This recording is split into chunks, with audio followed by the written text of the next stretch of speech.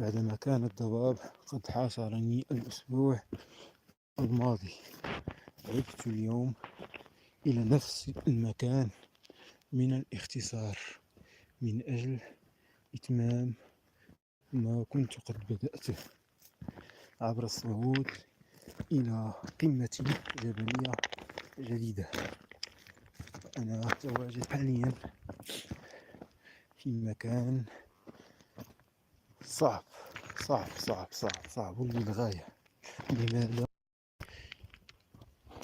لأنه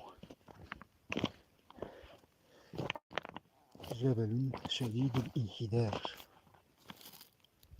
الصخور